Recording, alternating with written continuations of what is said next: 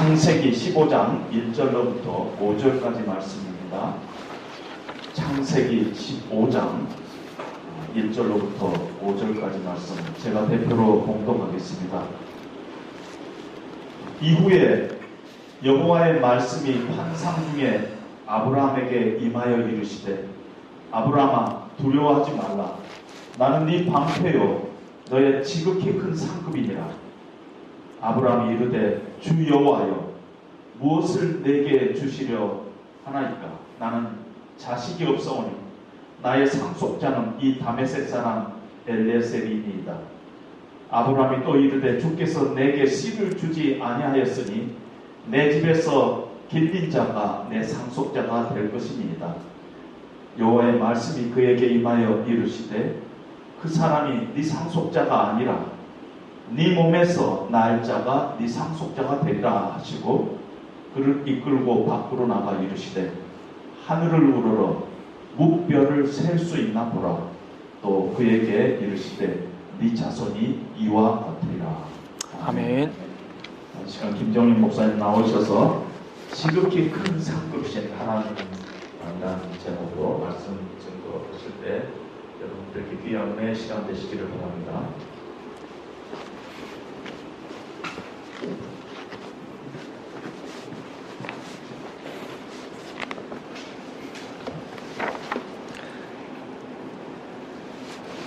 네, 안녕하십니까.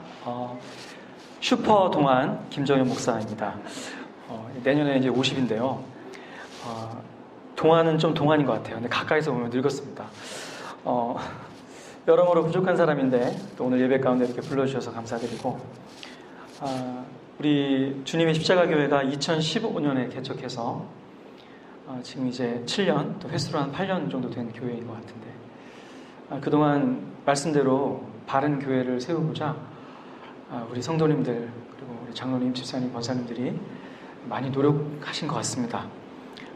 교회가 왔는데요, 너무 좋고 정말 주일이구나, 하나님께서 함께 하시는구나, 이런 느낌들이 많이 들어서 감사했습니다.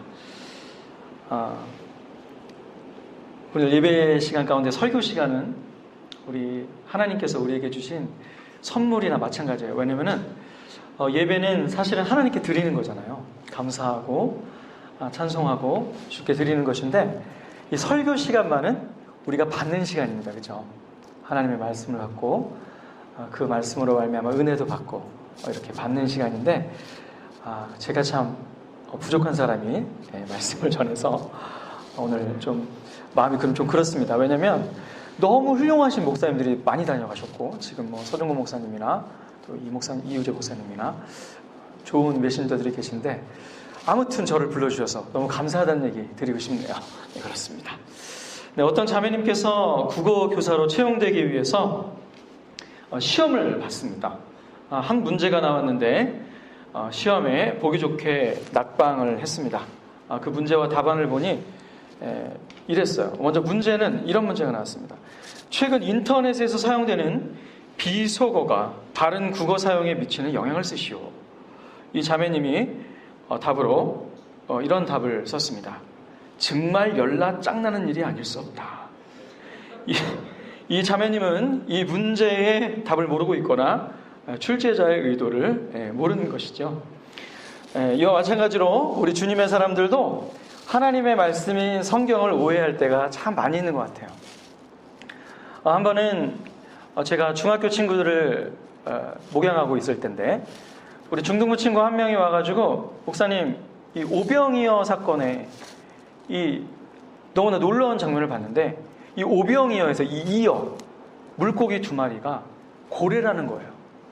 고래가 아니고서는 5,000명을 먹이고 12강줄이 남길 수가 없다, 이런 주장을 하고 있는 거죠. 우리가 성경을 볼 때 이성적으로 성경을 읽으면은 그렇게 갈 수밖에 없는 거죠. 하지만 그 아이가 성경을 읽고 그렇게 질문했다는 것 자체가 얼마나 감사한지 모르겠어요. 사실 요즘 중고등학생들은 잘 성경 모르거든요. 사실은 성경의 이 흐름들이 성경교육이나 다음 세대 교육들이 활동 중심으로 가고 있기 때문에 사실은 성경에 나오는 많은 인물들이나 사건들, 또 하나님을 잘 몰라요.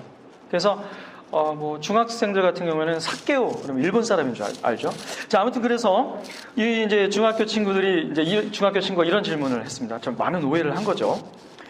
또 어떤 청년 한 명은 요한계시록을 이렇게 함께 나눴는데 갑자기 하나님 나라에 가고 싶지 않다는 거예요. 그래서 왜 그러냐 이유를 물었어요. 이거는 이제 제가 겪은 일은 아니고 영국에서 캠브리지 한인교회에서 목회하고 계신 제 선배님이 겪은 일인데 청년이 와서 요한계시록을 이제 공부하면서 나는 하나님 나라에 가고 싶지 않다 이런 얘기를 한 거죠. 왜 그러냐 그랬더니 이 어린 양의 혼인잔치 계시록 4장 이런데 어린 양의 혼인잔치에 24장로가 나오는데 자기가 장로님한테 상처를 너무 많이 받아가지고 저희 장로님도 참 좋으신 분인데 장로님들한테 상처를 너무 많이 받아가지고 내가 하나님 나라에 가서까지 장로님이랑 같이 할 수 없다. 이래가지고 여러분 24장로는 요한계시록의 그런 의미가 아니죠. 24는 어떤 것입니까? 구약의 12지파, 우리 신약의 12제자를 합하여서 24가 된 거죠. 뭘 뜻하는 거예요? 하나님의 백성, 교회를 뜻하는 거죠. 장로라는 말도 어떻습니까? 교회의 대표자로서 교회를 의미하는 것입니다. 그래서 우리 교회가 모여서 이 어린 양의 혼인잔치에서 하나님을 찬송하고 예배하는 장면인데 이 친구는 이 장로님이 와가지고 나 힘들 것 같아. 근데 여러분 그 장로님도 잘못했고 이 청년도 잘못했죠. 서로 화해했으면 좋겠습니다. 자, 아무튼요 오랫동안 이 우리나라 교회에서 조금 성경 해석을 하면서 하나님 말씀을 또 큐티를 하면서 설교가 되어지면서 좀 오해할 만한 일들은 어떤 일이 있었냐면은 이 많은 부분들이 성경에 나오는 인물 중심으로 이제 묵상을 하고 설교를 많이 했습니다. 여러분들 이 일은 나쁜 일이 아니에요. 근데 어떤 일이 나쁜 거냐면은 너무 인물이 부각되거나 혹은 하나님과 관련하여서 생각하지 않을 때 이때 이 인물에 대한 묵상이나 설교는 잘못 갈 수 있게 되는 거죠. 그 인물의 인생을 본받자, 그를 본받자로 갈 수 있는 것입니다. 여러분 우리가 성경을 해석하고 그 성경에 나타난 어떤 인물을 바라보기 시작할 때 우리가 꼭 우선순위가 되어야 되는 것들을 놓치지 말아야 되는데 그것은 무엇이냐면 반드시 성경의 인물을 바라볼 때 하나님께서 그 인물을 어떻게 인도하셨는가, 그 인물을 어떻게 만들어 나가셨는가를 먼저 살펴보셔야 되는 거예요. 그리고 그와 관계해서 인물을 살펴볼 때 그 인물을 바르게 해석하고 그 인물의 인생을 통하여서 우리가 교훈을 받을 수가 있는 것이거든요. 근데 대부분이 아브라함을 본받자, 다윗을 본받자, 드보라를 본받자, 바울을 본받자 이런 방향으로 이제 가거든요. 그때 이제 거기서 하나님께서 영광 받으시면 좋은데 그게 그냥 그분을 본받는 것으로 끝난다면 조금은 부족한 묵상이 되거나 또 말씀을 해석한 것이 되겠지요. 여러분 교회는요 성경에 대한 바른 입장과 태도를 가지고 성경을 해석하는 해석 공동체입니다. 그래서 여러분 성경을 열심히 보시고 목사님께 말씀을 열심히 배우시고 또 함께 우리가 우리의 주변의 삶의 이야기도 정겹게 나누지만은 하나님의 말씀에 대해서 우리가 차를 마시면서 또 형제 교우들과 교제하시면서 이런 대화가 많이 오가는 교회가 참으로 하나님 보시기에 아름답고 건강한 교회가 될 수 있는 것이죠. 우리 주님의 십자가교회 비전 선언문 가운데 우리의 신앙 고백은 여기에 근거를 둡니다 하면서 캐테키즘들을 많이 실어 놓으셨어요. 웨스트민스터 신앙 고백서와 대요리 문답서를 이렇게 올려놓으셨는데 그렇습니다. 그 외민과 대요리 문답이 지향하고 있는 방향도 이런 거예요. 성경은 하나님의 자기 계시이고 우리가 성경이 아니고 하나님의 말씀이 아니고서는 구원받는 방도를 모르기에 우리가 이 성경을 통하여서 하나님의 뜻을 알게 되고 구원의 방도를 알게 되고 하나님 자체를 알게 되는 하나님 자기 계시니까요. 그게 성경이거든요. 그러니까 우선순위는 어디에 있는 거예요? 하나님을 알아가는 거에 있는 겁니다. 하나님이 어떤 분이시냐? 하나님이 내 인생에 어떤 일을 행하셨느냐? 하나님 나를 얼마나 많이 사랑하고 계시느냐? 하나님께서 내게 주신 고난과 나의 삶의 여정들은 과연 무슨 의미냐? 그런 의미들을 이 인물을 통해서 어떻게 부각시켰느냐? 그것들을 바라보는 것이죠. 근데 정말 많은 대부분의 이 메시지들과 또 한국교회 분위기가 점점점 인물 중심으로 바뀌어가고 있는 거죠. 아이들 공과도 인물을 부각하다 보니까 애들이 하나님이 잘 안 남고 인물만 남게 돼버렸습니다. 오늘 우리에게 주신 말씀에 나오는 본문에 나오는 아브라함의 이야기를 만날 때도 우리는 아브라함에게만 집중하지 마시고 아브라함을 믿음의 조상으로 하나님의 백성으로 만들어 가시는 하나님께 집중할 때 더 깊이 하나님의 뜻을 이해할 수 있을 것입니다. 아멘? 네, 아멘이시죠. 네. 우리 그 주님의 십자가 교회 컨셉은 고요예요, 고요. 그래 하지만 어제 우리 장로님들과 집사님 만났는데 마음속으로 다 아멘을 하고 계시대요. 참 감사한데 다 하고 계신 거죠. 눈빛을 보니까 다 하고 있으신 것 같아요. 자, 아무튼 제가 어디 우리 청소년 집회에 가거나 이렇게 아이들 앞에서 설교할 때 이런 분위기가 아닌데 좋네요. 네, 좋습니다. 하나님께 더욱 집중할 수 있는 거죠. 네, 그렇습니다. 자, 하나님께서 아브라함을 택하시고 어떻게 인도하셨는가? 창세기가 50장까지 있는데 창세기 12장부터 25장까지 많은 본문을 할애하셔서 하나님의 아브라함의 인생 이야기를 우리에게 알려주고 계세요. 이 가운데 오늘 15장의 위치는 하나님께서 12장도 나타나셨고 13장도 나타나셨거든요. 세 번째 나타나셔서 아브라함에게 약속을 다시 한번 확인시켜 주시는 장면이에요. 근데 오늘 장면을 여러분들 보시면 아시다시피 그렇게 매끄러운 진행은 아니에요.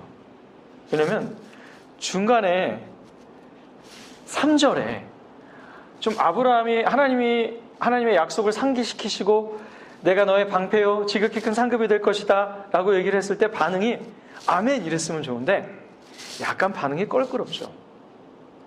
내게 씨를 주시지 않으셨으면 좀 점잖은 표현을 했어요. 우리 한국말 성경은. 그런데 어떤 뉘앙스입니까?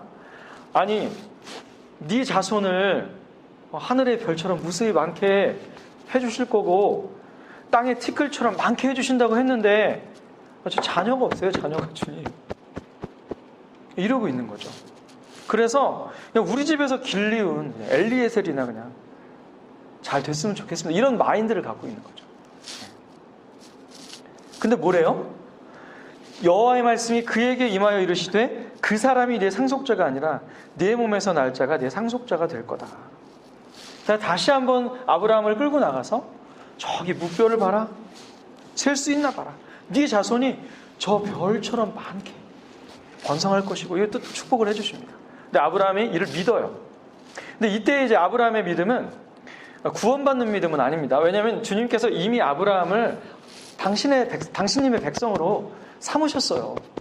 이 과정은 어떤 믿음입니까? 하나님이 아브라함을 양육하는 과정 속에서의 믿음이거든요. 하나님이 주신 믿음이거든요. 근데 이 믿음이 조금 자랐습니다. 여러분 지금 물론 이제 많이 지나간 어떤 교계의 일이지만은 바울에 관한 세관점 학파라는 학파가 있어요. 이 학파의 주장은 이렇습니다. 우리가 맨 처음에 하나님의 자녀가 되는 것은 하나님의 은혜로 되는 것이지만은 종국적으로 예수님께서 재림하시고 심판의 날에 대해서는 우리가 믿은 후에 행한 일로 말미암아 심판받을 거다. 그것이 천국의 당락을 결정할 거다. 이런 이제 주의가 있어요. 참 희한하죠. 맨 처음에 크리스찬이 되는 것은 믿음으로. 그 다음에 두 번째 심판, 두 번째 믿음은 우리의 힘으로 구원을 얻게 되는 이상한 시스템이죠.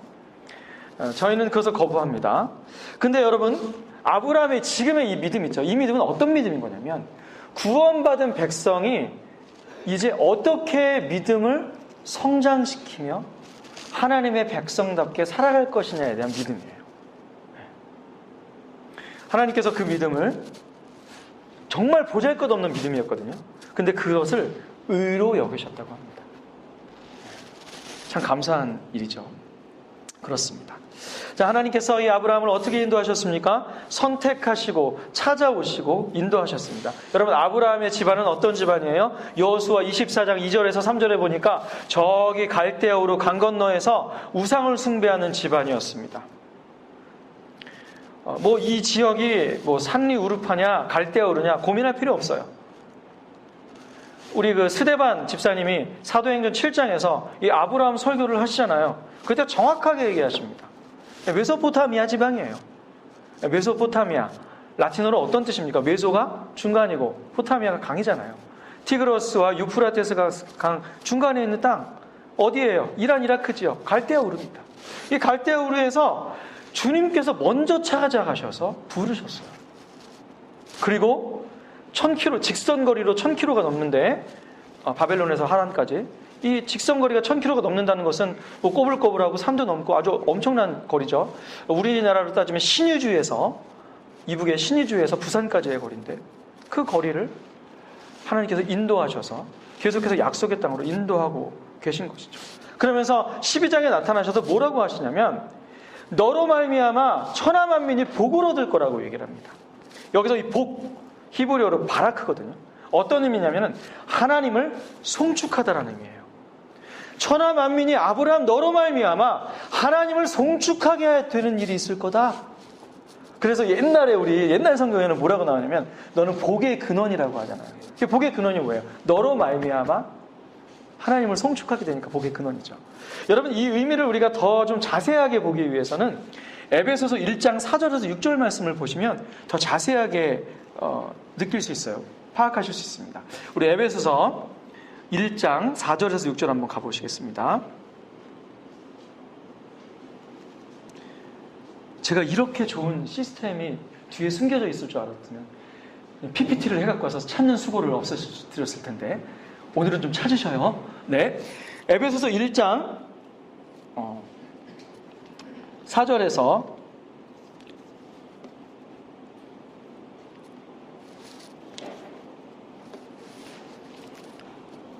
우리 6절까지 제가 한 절 읽고 여러분이 한 절 읽고 끝절은 같이 읽겠습니다. 곧 창세전에 그리스도 안에서 우리를 택하사 우리로 사랑 안에서 그 앞에 거룩하고 흠이 없게 하시려고. 여러분 시작.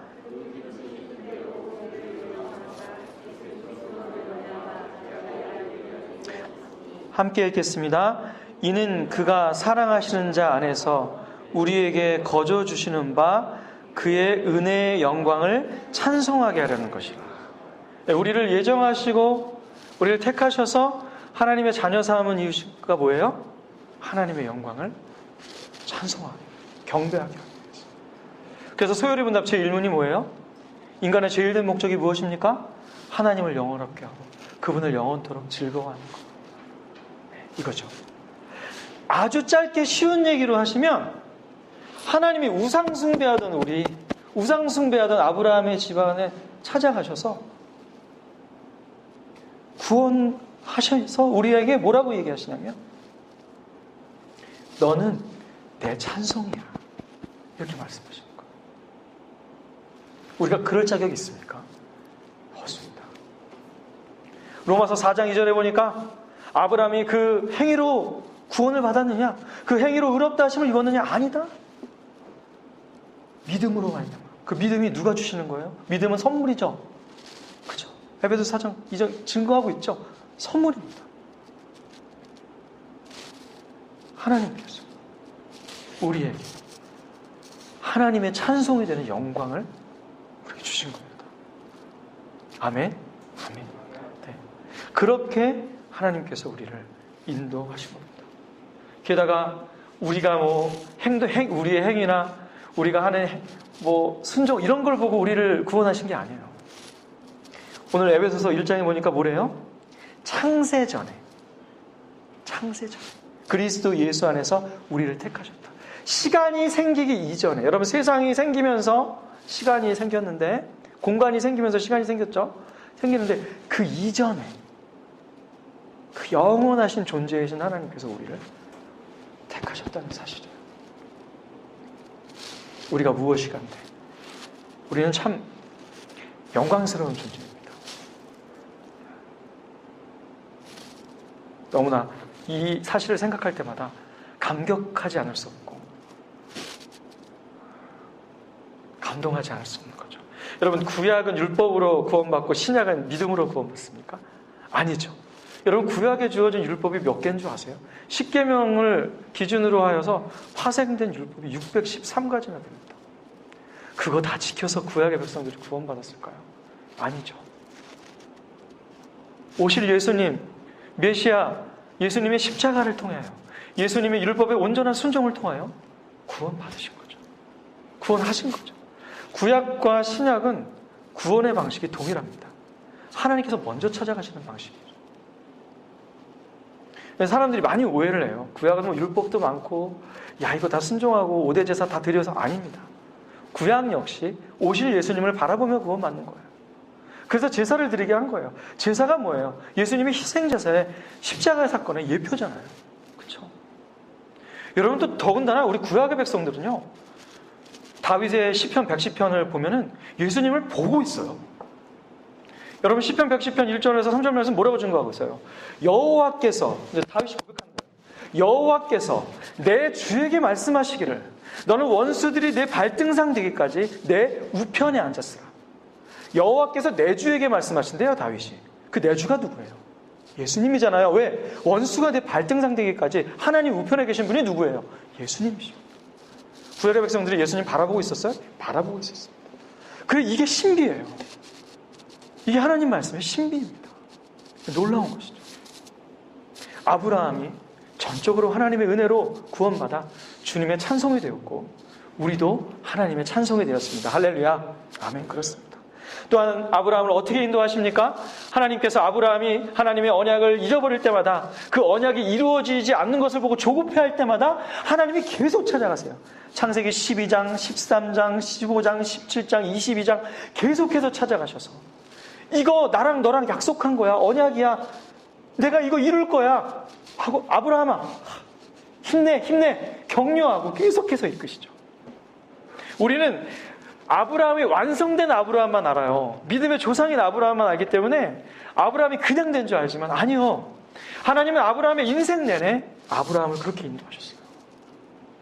설득하시고 붙잡으시고 고난도 주시고 비참하게도 처하시고 때로는 위로를 주시면서 그를 믿음의 사람으로, 하나님의 백성으로, 하나님의 찬송이 막 살면 되겠어요?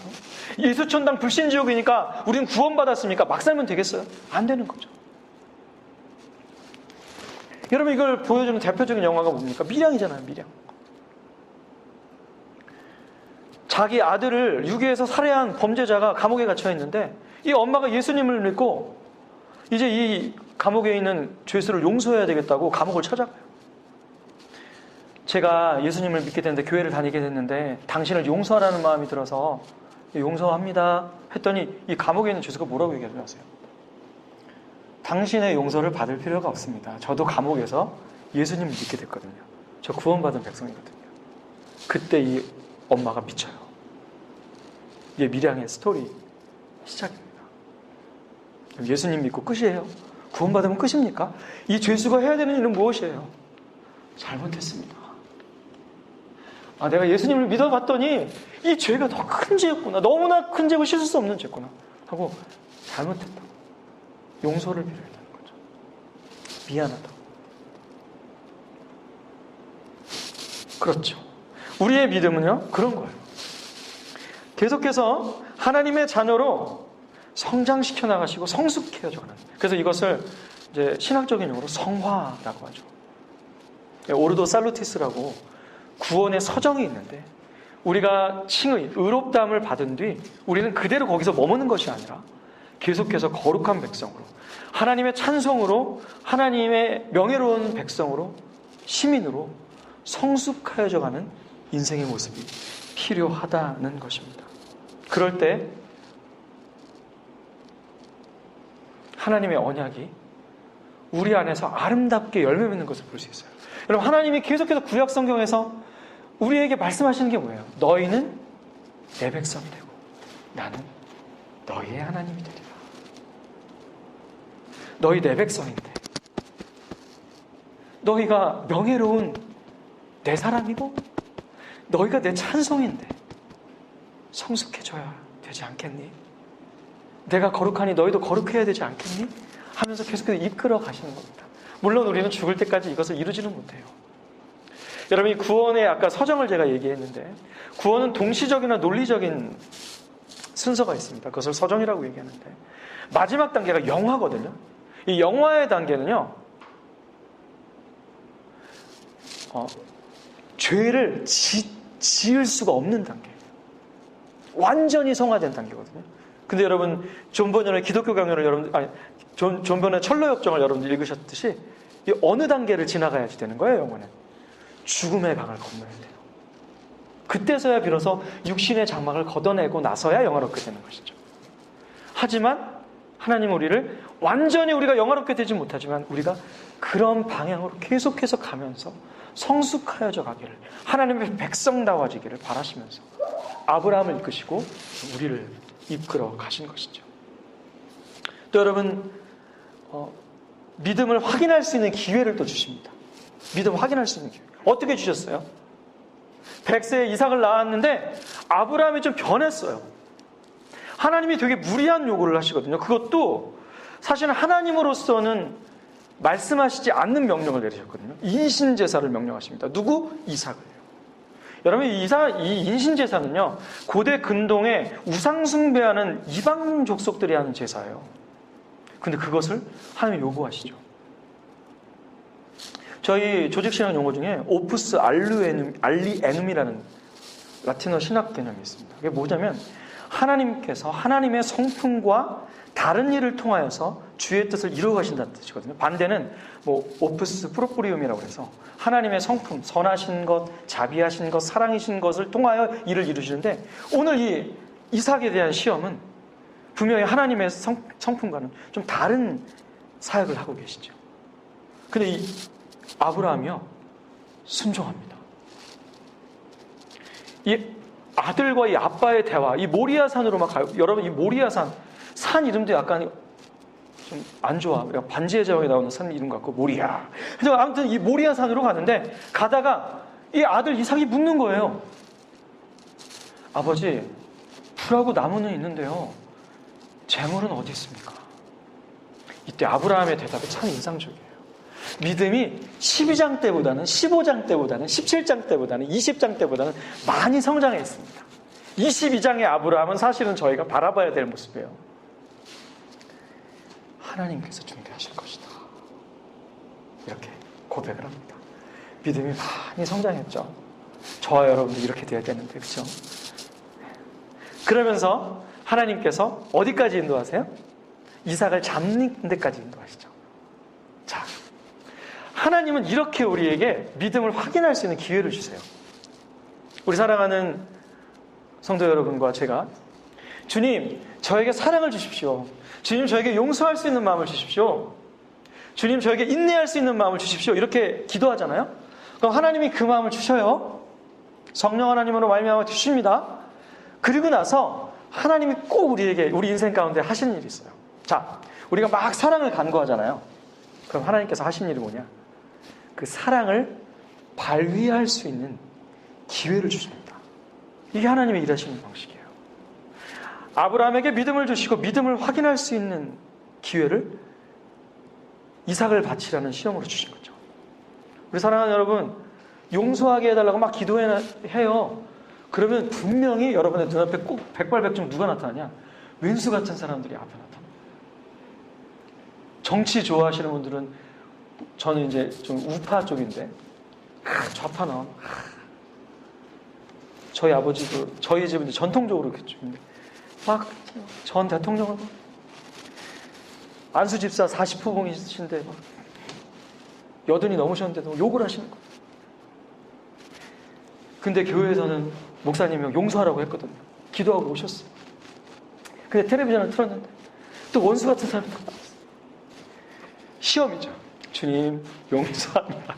여기까지 가야 되거든요, 사실은. 그 기회를 주시거든요.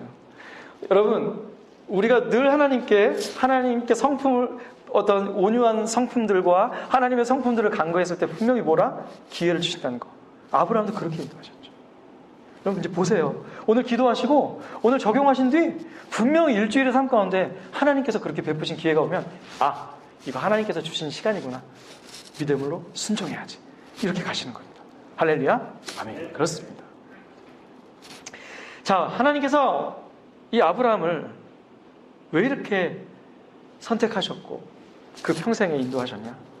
그가 하나님의 자녀이고 찬송이기 때문입니다. 여러분, 아브라함이 참 연약한 사람이에요. 오늘 시간이 없어서 그 모든 장면을 다 확인할 수는 없지만, 대표적으로 자기가 죽을까봐 아내를 누이라고 속이죠. 여러분, 어디까지 갔다 와요? 아내가? 바로의 침실까지 갔다 오고. 아비멜렉에까지 끌려가죠. 그때마다 하나님이 또 보여줘요. 연약함이 나타날 때마다 보여줍니다. 하나님이 구원하세요. 아브라함이 내 아내는 안 돼 이래가지고 구원하신 거 아니거든요. 사라가 예뻐가지고 내 아내는 못생겼으니까 안심이야 뭐 이런 얘기 지금 이런 마음 갖지 마시고 아무튼 근데 사라가 아름다우니까 이름도 또 공주예요. 아마 우리 고등부 친구들이나 중등부 친구들이 있으면 재수없어 얼굴도 이쁘고 이름도 공주야 이랬을 거예요. 그게 이제 사례가 나의 공주란 뜻이고 사라가 그냥 공주란 뜻인데 이 공주예요. 이 사라가 계속 끌려가는데 이 남편이라는 사람이 그냥 내어줘. 왜? 자기 목숨 부지하기 위해서. 그러니까 하나님이 내 곁에 계신데도 불구하고 목숨 때문에 두려워하는 사람이 누구다? 아브라함이었던 거예요. 근데 그때마다 구원하시고 더군다나 어떻게 베풀어 주세요? 하나님이 선물을 주세요. 선물을 주세요. 소하고 양이랑 낙타, 은 1000세겔, 나귀, 종 이런 것들을 하나님이 또 그 일을 통해서 베풀어 주시네? 아니 내가 한 거는 내 연약함을 나타낸 것밖에 없고 두려워하고 내 아내를 그냥 팔아넘긴 것밖에 없는데 하나님은 뭘 주세요? 재물도 주시고 종도 주시고 그 돌아다녀야 되니까 낙타랑 이런 소, 양, 가축들이 얼마나 필요하겠어요. 그것도 베풀어 주시고 더군다나 사라도 아무 일 없이 돌려보내주시고 그런 방식도 뭐예요? 하나님의 은혜로 산단다. 얘들아 가정생활도 하나님의 은혜로 산단다. 우리에게 지금 말씀하고 계신 거예요. 너의 학업도 너의 직업도 너의 교회생활도 너의 모든 것이 내 은혜로 산단다고 알려주시는 됩니다. 아브라함이 그걸 깨달았게 되는 것입니다. 뭘 통해서? 평생을 통해서. 여러분 기독교가요 1541년판 칼빈 목사님이 기독교 강요라는 아주 종교개혁의 완성과 같은 책을 쓰셨어요. 1536년에 초판을 쓰셨고 1541년에는 프랑스어 초판을 쓰셨습니다. 이 프랑스어 초판은 1539년에 라틴어 제2판을 이제 자기네 모국어 이 칼빈 목사님이 프랑스 노용 출신이거든요.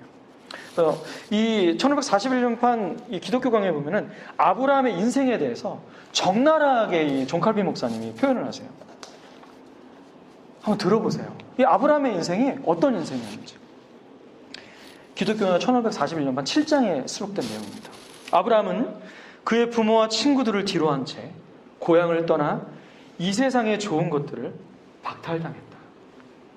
이것은 하나님께서 고의적으로 그에게서 지상의 모든 즐거움을 빼앗고자 하신 것과 다름없다. 그는 하나님이 거하라 하신 땅에 들어가자마자 기근에 의해 추방되었다. 어디로 갔어요? 기근 때문에? 이집트로 갔죠. 그는 도움을 얻기 위해 이집트로 갔고 거기서 목숨을 구하려 그의 아내를 버릴 수밖에 없었다. 이 기근은 아브라함의 인생에 또 있었고 자주 가난해야 했고 심지어는 굶어 죽을지도 모를 땅에 죽임을 당할 수도 있는 땅에 거주하는 것이 무슨 행복이겠는가? 그는 아비멜렉의 땅에서 그의 아내를 또 떠나야 할 필연에 빠진다. 여기저기 여러 해를 불확실하게 보내다가 이제 좀 나아졌는가 싶을 때 그는 자식같이 여겼던 그의 조카를 집에서 내보내야 했다. 얼마 후 이 조카는 원수의 포로로 잡혀갔다. 노년에도 들어선 그는 자식이 없었고 이것은 그가 나이 먹는 것보다 더 힘든 것이었다. 결국 자신이 바라던 곳과 상관없이 이스마엘을 낳았으나 이 탄생으로 그는 값비싼 대가를 치른다. 말년에 그에게 이삭이 주어졌으나 그 대신 장남이 추방되어 숲 한복판에 개처럼 버려졌다. 그의 노년의 모든 위안이었던 이삭이 홀로 남은 후에도 그를 죽이라는 명령이 떨어진다. 한 아버지가 자기 자식의 살인집행자라고 말하는 것보다 더 불행한 일을 상상할 수 있을까? 사실 아브라함의 삶은 그 누군가의 그림으로 표현한다면 비참한 삶의 사례였을 것이다. 그 외에 더 적당한 인물이 없을 정도의 삶이 아브라함의 삶이었다고 칼빈 목사님은 읽어내려가신 거죠. 여러분 이렇게 들으니까 아브라함의 결과만 우리가 알고 있었을 때는 참 믿음의 조상이고 아름다운 인생이었다라고만 기억이 되는데 이삭을 바친 믿음의 조상이었고 이사야 41장에서는 나의 법 아브라함이라는 표현까지 있어요. 여러분 이 세상에 누가 하나님의 친구라는 그런 표현을 받습니까? 구약의 인물 중에. 나의 법 아브라함. 근데 아브라함의 인생은 사실은 이랬어요. 아주 비참한 인생이었던 것이죠.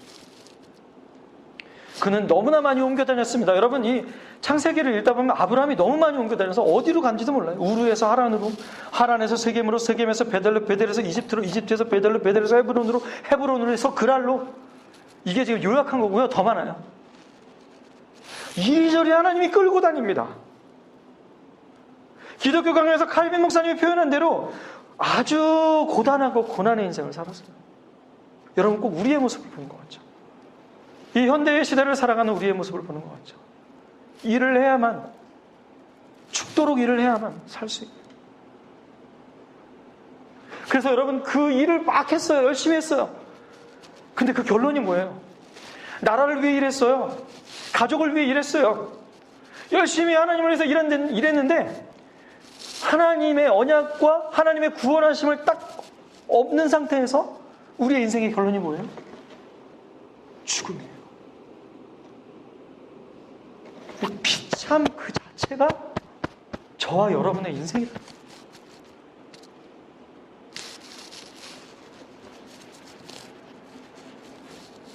여러분, 하나님 왜 그러셨을까요? 그냥 구원받고 내 백성이 되는 것만으로는 부족한 거예요. 내 백성다운 삶을 살아내기를, 성화되어지기를, 나의 찬송다워지기를 바라시고 계시던 겁니다. 출애굽기로 비유하자면 이거예요. 이스라엘 백성을 하나님이 가나안 땅에 인도하는 게 목적이 아닙니다. 그럼 하나님의 목적은 무엇이었을까요? 가나안 땅에 들어가서 하나님의 백성답게 사는 게 하나님의 목적인 거예요. 그것이 우리의 인생에 주어진 하나님의 섭리의 의미이고 고난의 목적이며 하나님의 인도하심의 손길인 것이에요. 근데 참 다행인 게 교회를 이루게 하셔서 서로 격려하며 기도하며 말씀을 해석하는 해석 공동체로서 말씀 안에서 교제하면서 그렇게 살기를 바라고 계십니다. 할렐루야. 아멘. 그렇습니다. 그래서 여러분, 믿음은 뭐예요? 우리를 향한 하나님의 끊임없는 설득입니다. 우리가 가진 참되고 성숙한 믿음이라는 것은 그래서 하나님의 끊임없는 설득의 결과인 것입니다. 여러분, 이 설득의 결과 아브라함은 철저하게 하나님만이 나를 위로 되시고 15장 1절에서 말씀하셨어요. 내가 너에게 지극히 큰 상급이 될 거다. 여러분, 이전에 아브라함은 어떤 거에 관심이 있었냐면 하나님이 주실 자손에도 관심이 많았거든요. 근데 하나님 어떻게 바뀌었어요?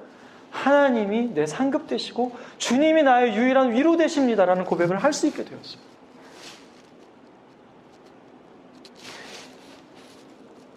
여러분, 이런 신앙이 얼마나 큰 열매를 맺었냐면요, 종교개혁기에 독일의 하이델베르그라는 지방이 있었습니다. 여러분, 우리 주님의 십자가교회의 비전 선언문에 보면 하이델베르그 요리문답서가 나와요. 이 신앙 고백 정말 귀합니다. 왜 그런지 아세요? 로마 카톨릭 교도들이, 로마 카톨릭 교회의 그 정치 세력들이 이 개신교도들을 죽이려고 하는 상황 가운데 쓰여진 신앙 고백서예요. 여러분, 이 죽음을 앞둔 이 백성들이, 죽음이, 자기 목숨이 왔다 갔다 하는 이 백성들이 뭐라고 고백한 줄 아십니까? 그 하이델베르크 요리문답 1문에 이렇게 되어 있습니다. 생사간에 나의 유일한 위로는 내가 나 자신의 것이 아니라 사나 죽으나 나의 몸과 영혼이 모두 다 신실하신 나의 구주 예수 그리스도에게 속한다는 것입니다.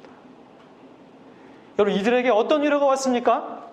물질의 위로가 왔나요? 명예의 위로가 왔나요? 스펙의 위로가 왔나요? 아니요. 생사간에 나의 유일한 위로는 우리 예수 그리스도. 생사간의 유일한 위로는 성자 하나님, 하나님이신 예수 그리스도. 그분 한 분만이라는 고백을 하고 있는 것이죠. 그 고백의 후예들이 우리예요. 우리 믿음의 선조들이 그렇게 신앙을 위해 하나님의 위로되심을 나타내었기에 우리가 지금 이렇게 교회를 이루고 하나님의 백성으로서 성숙하여져 가는 여정 가운데 있는 것입니다. 다 하나님의 은혜입니다. 저요, 여기서 힘있게 증거하고 있지만 아니요. 저는 정말 엉망진창인 사람이었습니다. 하나님이 아주 조금 믿음을 주셔서 지금 이 자리에 있는 거고요. 앞으로도 여정이 많이 남아 있습니다. 저와 여러분이 그런 여정 가운데 있으신 거예요. 물론 이 가운데는 좀 더 성숙하신 분이 계실 줄 믿습니다. 그러나 그 여정은 계속된다는 것은 잊지 않으셨으면 좋겠습니다. 자, 그렇다면 이렇게 지극히 큰 상급이신 하나님을 소유한 우리, 하나님의 찬송인 우리가 이번 한 주간 또 우리의 평생에 어떻게 살아가야 될지 우리 한 가지만 도전하고 적용하는 시간 되었으면 좋겠습니다. 우리 창세기 26장으로 가보면 이 하나님의 언약의 백성인 이삭의 이야기가 나옵니다. 여러분, 아브라함하고 이삭하고 야곱은 묶여져 있어요. 한 언약 안에서, 그렇죠? 우리도 아브라함의 언약 안에 묶여져 있죠. 아브라함이 알게 들으셨던 할례 언약이 우리에겐 뭘로 표현되는 거예요? 세례로 표현되죠. 다 묶여져 있습니다. 그렇죠? 히브리서도 그래서 믿음의 선진들을 표현할 때 이분들을 좀 묶어서 표현하는 게 있어요. 11장에 가보시면은, 히브리서 11장에 가보시면은 아브라함, 이삭, 야곱이 이 세상에 있는 본향을 바라지 않고 더 나은 본향을 바랬는데 무엇이냐? 히브리서에 정확하게 나와 있어요. 하늘에 있는 것이다. 이렇게 표현되어 있어요. 하늘에 있는 것이다. 이 우리의 믿음의 이 언약의 백성들이 어디로 갔어요? 마음이 땅에서 하늘로 갔어요. 그래서 그것을 소유한 아브라함과 동일한 믿음의 고백을 하고 있는 이삭의 삶을 통해서 우리가 오늘 도전받기 원하는데, 여러분, 이삭은 어떤 사람이었어요? 우물의 사람이었죠. 이삭이 막 우물을 팝니다. 우리 창세기 26장에 보면. 근데 하필 어디서 팠냐? 그랄 땅에서 팠어요. 이 그랄 땅이 누가 거주하고 있었냐면은 팔레시트, 영어로 팔레스타인이죠. 한국말로 뭐라고 나와 있어요? 이 팔레시트가, 히브리어 팔레시트가 블레셋이라고 표현되어 있죠. 이 블레셋 사람들은요, 이 성경 시대 때부터 있는데 지금도 안 사라져요. 하나님께서 막대기로 사용하시는 민족이에요. 팔레스타인 해방기구, 팔레스타인, 히브리어 팔레시트, 한국말 성경 블레셋, 똑같은 민족이에요. 그 땅에 살고 있었어요. 우물을 파기만 하면은 가져가는 거예요. 야, 셈의 근원이 니네가 팠지만 셈의 근원은 우리 땅에 있는 거거든 하면서 이 그랄의 목자들이 계속 그냥 이 이삭의 종들이 파는 우물들을 다 가져가 버리는 거죠. 그때 이삭이 어떻게 했어요? 양보했죠. 한 번 양보했습니까? 거듭 양보합니다. 창세기 26장에는 이삭이 포기하고 양보한 우물에 대한 기록들이 남아있습니다. 그 우물은 에색이요, 신나요, 르호봇이었어요. 그는 어떤 사람이었습니까? 그는 하나님께서 이삭을 다스리셔서 어떤 믿음을 주셨어요? 이삭은 동시대에 함께 살아가는 사람, 함께 거하는 사람들과의 화평을 기대하면서 거듭거듭 양보하는 영성을 가진 사람이었어요.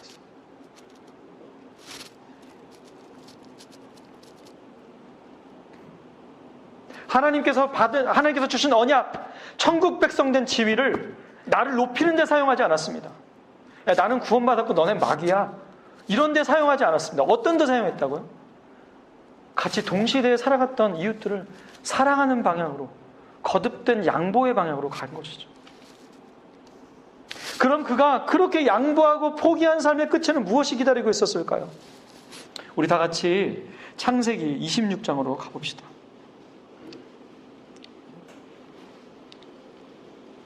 창세기 26장 24절을 우리 함께 읽도록 하겠습니다. 시작. 그 밤에 여호와께서 그에게 나타나 이르시되 나는 내 아버지 하나님 아브라함의 하나님이니 두려워하지 말라. 내 종 아브라함을 위하여 내가 너와 함께 있어 네게 복을 주어 네 자손이 번성하게 하시라 하신지라. 그 양보의 끝에 누가 기다리고 있었어요? 하나님. 하나님이 상급돼 주셨어요. 이게 위로가 되셨어요. 하나님이 상급되셨어요. 그리고 다시 한번 또 약속을 확인해 주세요. 네 자손이 번성하게 될 거다. 너 양보한 거 억울해하지 마. 내가 네 상급이야. 이렇게 되는 거죠. 우물을 자기 것이라고 주장하면서 우물을 지키는 것이, 자신의 권력과 재산을 지키는 것이 복이 아니라 그것들을 포기하고 양보하더라도 받은 언약 때문에, 위로가 되시는 하나님, 상급 되시는 하나님 때문에 믿음을 지키고 하나님의 뜻을 따를 때 우리는 하나님의 뜨거운 임재와 위로를 맛볼 수 있어요. 여러분, 이런 믿음의 여정이 두근두근 되는 거예요. 재밌고요, 감동이 있고요, 감격이 넘치는 겁니다. 아무쪼록 우리 사랑하는 성도 여러분과 제가 지극히 큰 상급이신 주님을 소유하고 유일한 위로라고 고백했으면 좋겠습니다. 제가 고등부 친구들이랑 같이 금호동에 독거노인들 연탄 배달 2,000장 하러 갔어요. 연탄 배달이 너무 힘들었습니다. 요즘 애들이 뭐 일을 할 줄 압니까? 연탄을 들고 핸드폰을 해요. 연탄을 집중해야지. 제가 제일 열심히 했어요. 애들이 저보다 더 건강한데. 자, 2,000장을 다 날랐습니다.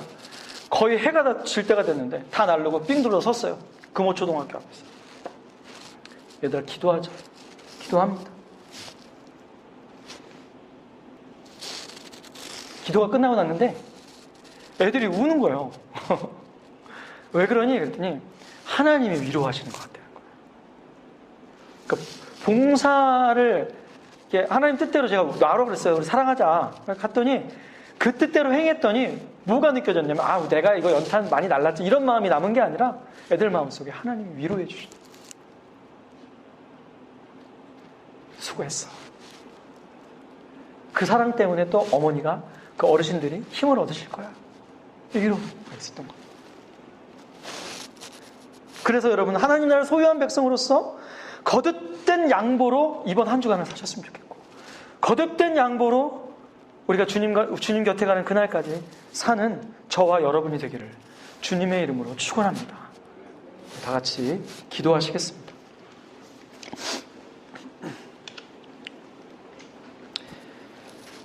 하나님 아버지, 우리를 택하시고 고난의 자리와 연단의 시험으로 우리의 인생을 붙드셔서 성숙한 믿음의 길로 인도하심을 감사합니다.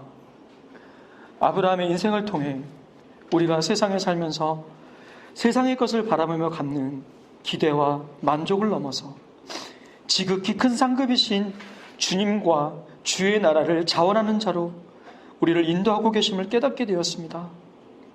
주님의 설득과 인도하심으로 우리 자신이 하나님 나라 백성임을 최고의 명예로 여기고 영원한 본향을 하나님 나라를 사모하며 살기를 기대하는 인생 되게 하시고, 하나님의 언약 안에 하나님과 그 나라가 나의 소유임에 감사와 영광을 돌리면서 이 시대 가운데 우리 주변에 함께 살아가는 나의 가족, 우리의 이웃과 교우들에게 하나님의 나라를 보여주며 사랑하면서 특별히 거듭거듭 양보하며 살아가는 인생으로 인도하여 주옵소서.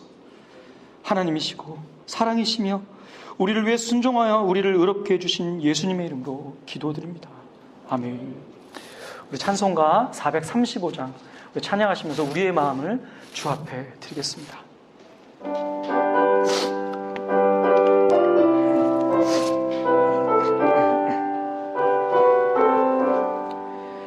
나의 영원하신 기여 생명보다 귀하다. 나의 갈 길 다가도록 나와 동행하소서. 주께로 가까이 주께로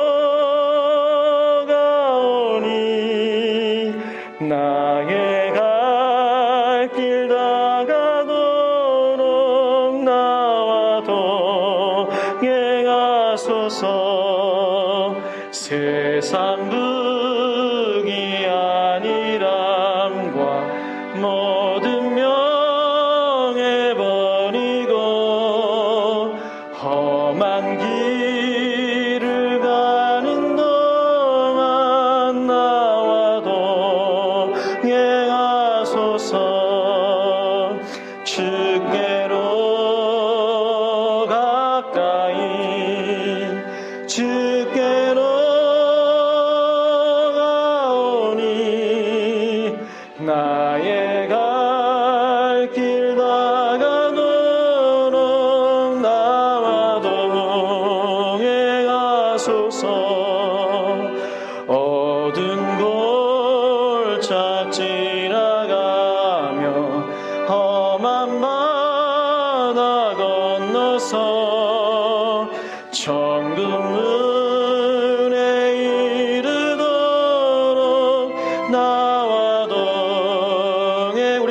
높이 하나님 앞에 들고 주께로